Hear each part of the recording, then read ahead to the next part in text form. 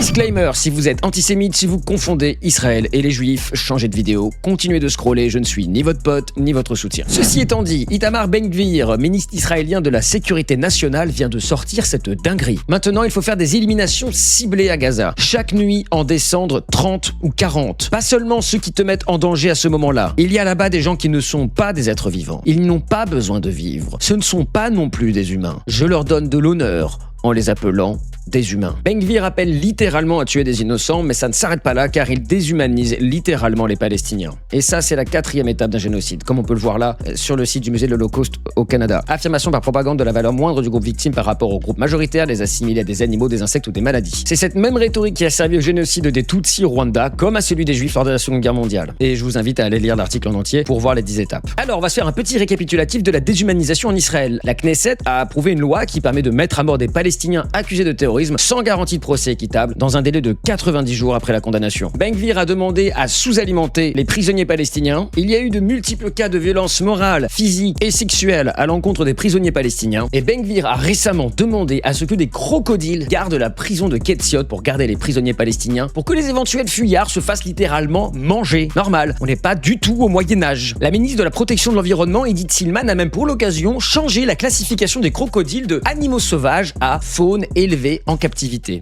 Pratique. Après avoir lancé les grands travaux d'accueil des crocodiles, fort heureusement, le projet de loi a été gelé par un tribunal israélien. Ouf, ils se sont rendus compte que ça allait trop loin, j'imagine. Que les principes humains les plus élémentaires étaient bafoués, que c'était une pratique moyenâgeuse. Non, c'est juste que le changement de classification des crocodiles les mettrait en danger, car c'est une espèce protégée. Ça a été gelé par souci du bien-être des crocodiles. Je sais plus quoi dire. D'un côté, il n'y a pas une semaine qui passe sans qu'il y ait une dinguerie raciste ou des références nazies de la part de députés du Rassemblement national. T'as des déclarations et des actions comme celle-ci qui sont simplement atroces. Et pendant ce temps-là, certains ont leur petit scalpel rhétorique et passent leur temps à disséquer les discours de LFI pour voir s'il n'y aurait pas une petite ambiguïté dans les propos, parce que ce serait vraiment ça le problème en fait en ce moment.